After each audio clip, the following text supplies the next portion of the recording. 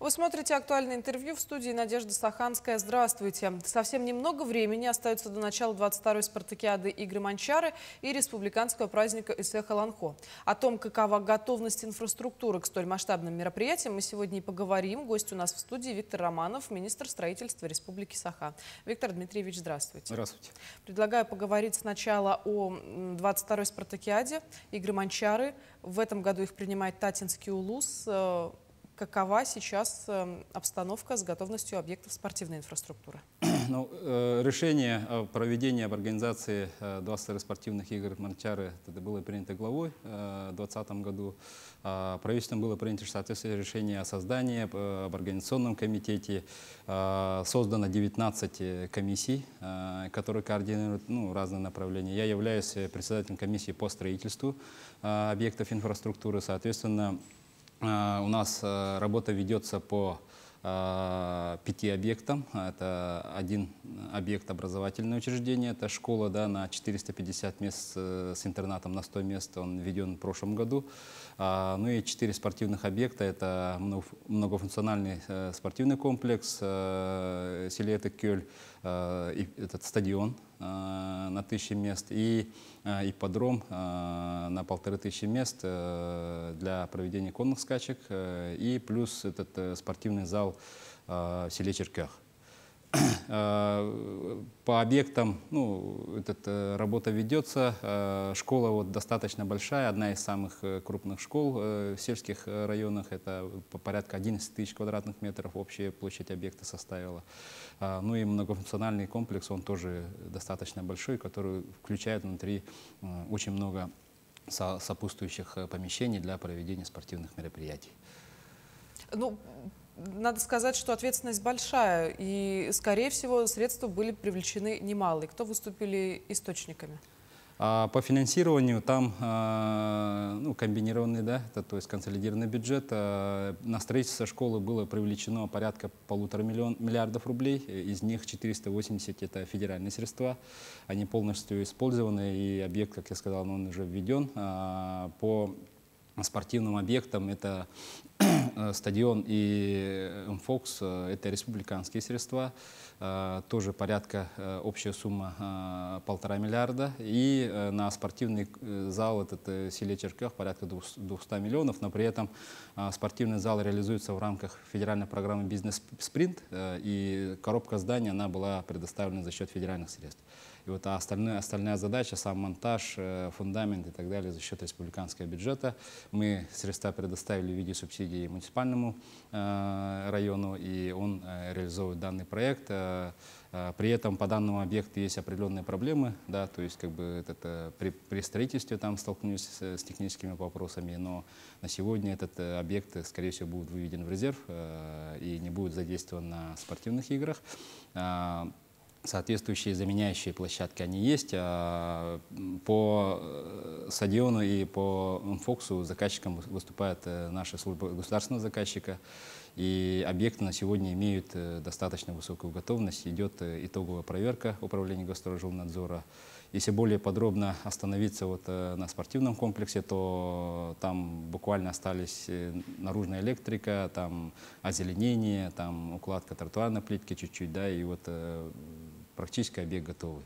И стадион то же самое, там уже на финальной стадии, и я думаю, на днях буквально мы получим завершение этих объектов.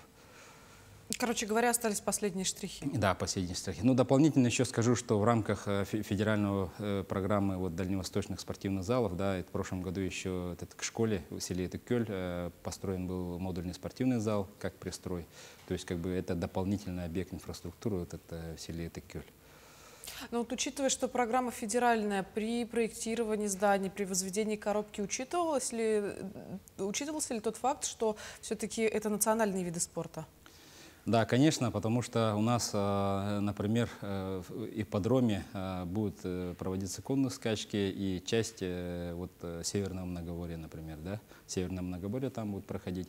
В многофункциональном спортивном комплексе будут проходить основные мероприятия, национальные виды спорта, там хабы-лык и так далее. То есть как бы там имеются достаточные все эти помещения, а вот на стадионе это больше где бег, легкая атлетика, да, то, что вот касается беговых, часть беговых соревнований по национальным видам спорта.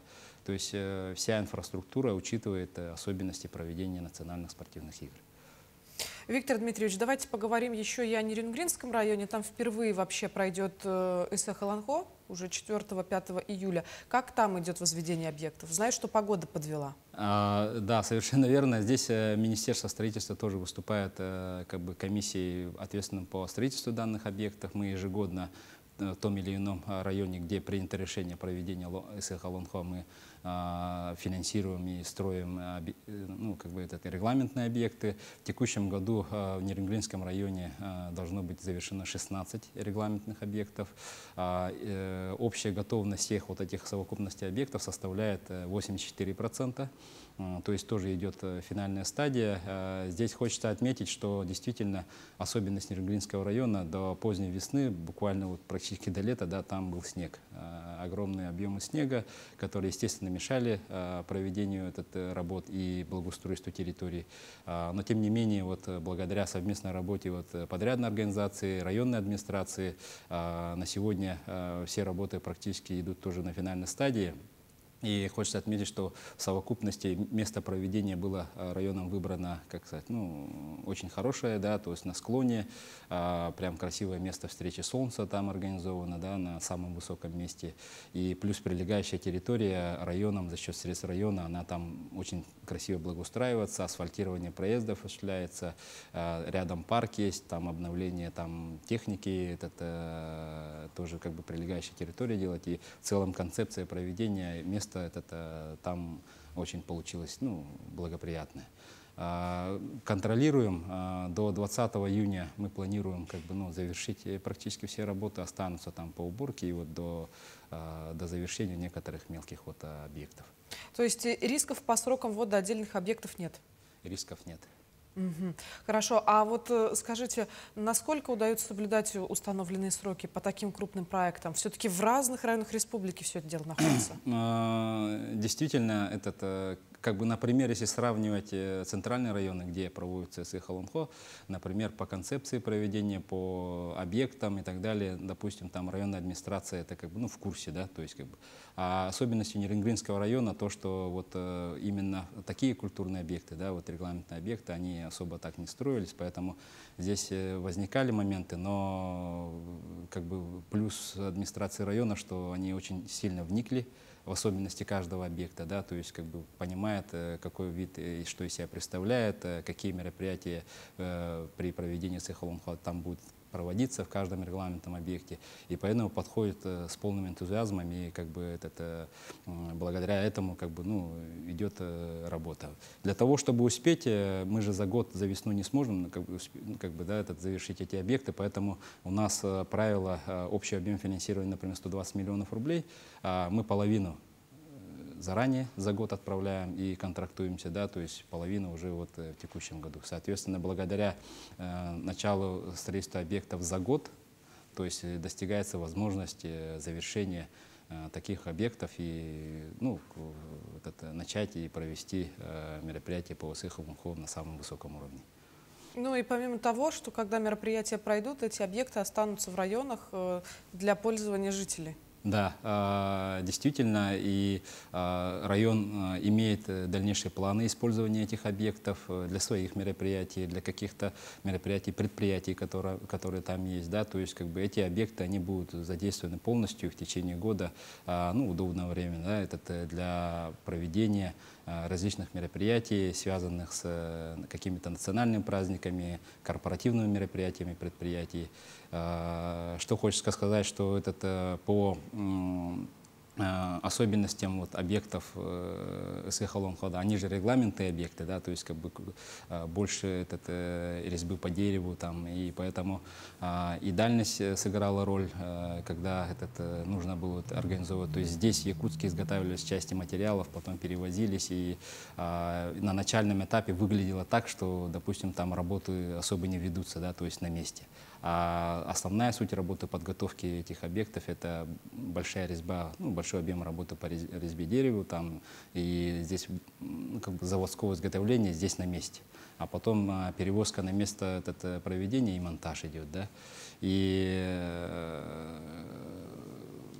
как бы начало года у нас готовность была не совсем высокая, а вот получается, вот когда вот эти все работы завершены, сейчас уже видно, что вот объекты уже стоят, практически завершены. Вот буквально на этой неделе там туда привезли этот Алтан Серге, то есть как бы он числился как нулевой готовности, да, то есть, а здесь, получается, всю зиму изготавливали этот Серге, из меди, и, соответственно, перевезли, и сейчас только остается ее смонтировать. И буквально на днях он уже встанет и уже будет иметь полную готовность, например. Но вы ведь сами эти объекты осматривали, бывали в Нерюнгринском районе. Расскажите о ваших впечатлениях, ведь все-таки это самый молодой, один из самых молодых городов нашей республики, там впервые проходит такой праздник. Да, вот я обратно вернусь к месту проведения. Да, когда вы выбирали место проведения, там склон был, и буквально все в лесу было. Да? То есть как бы сложно было представить, например, год назад, как в этом месте можно организовать красивое место. Там же аласов нету, там больших полей нету, соответственно, я задумался, как можно организовать в таком месте вот СХ Алонхода и построить объекты, чтобы они имели взаимосвязь, плюс имели там красивый вид и так далее, да, то есть как бы торжественная обстановка.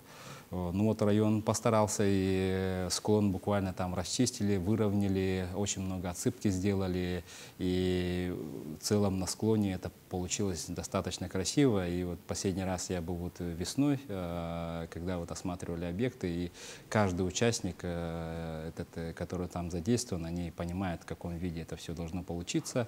Организация заездов, организация выездов, размещение, парковки машин, пешеходные зоны, там проход с каждого мероприятия на каждое мероприятие, да, с тюгюльге на тюгюльге.